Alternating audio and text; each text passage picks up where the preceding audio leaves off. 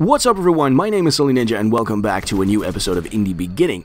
This week we're taking a quick look at Running with Rifles, a game by Modulatio Games available on Steam and Desura. Running with Rifles is a top-down tactical shooter with an open-world character and a little bit of character progression thrown in the mix. You play as one of literally hundreds of soldiers on a dynamically changing battlefield, trying to conquer zone after zone before the enemy does while making sure that your own supply lines are safe.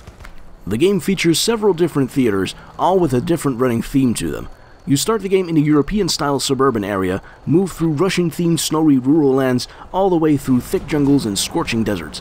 The maps that divide these theaters are fairly large and easy to get around, if you can get your hands on a vehicle that is, and you can easily spend 2 hours in a single match if the enemy keeps taking back your freshly conquered beachhead. You earn experience for every enemy you shoot, comm tower you blow up, and area you possess. This experience translates into your rank, which gives you more and better assets to call upon using your radio.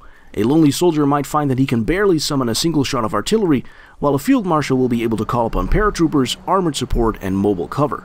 This system feels very much like something taken out of the Battlefield franchise. Running with Rifles also uses a squad-based system where increasing numbers of soldiers will follow you and be part of your squad when you start to get into the higher ranks. I was a bit disappointed that all I could do with these squad members is tell them where to go, but for the most part they acted like meat shields that kept my own character alive for longer.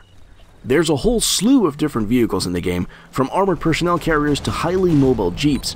Sadly, most maps contain only a handful of vehicles, and most of the time you will find yourself walking to the next objective because the AI took all of the jeeps before you could get to them.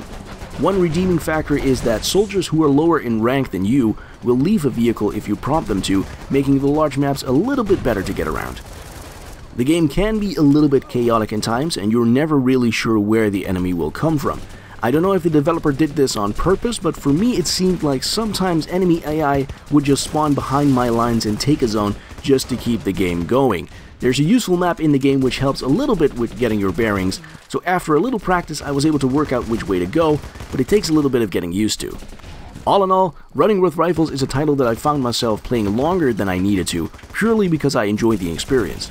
Storming a town with 300 fellow soldiers is an experience you won't soon forget, and the tactical aspects makes the game more than your average point-and-click fighting game. The radio adds a touch of strategy to the game, and the character progression system invites players to sneak behind enemy lines and carry out vital missions away from the front line. Running with Rifles is available on Steam and Desura right now for €15, $15, and £11. That's all for this episode of In the Beginning. Stay tuned for new episodes every week. If you want to see more videos like this one, make sure to subscribe to the channel or leave a nice comment behind below to tell me what games I should be covering next. Thank you so much for watching, and I hope to see you next time. Bye bye.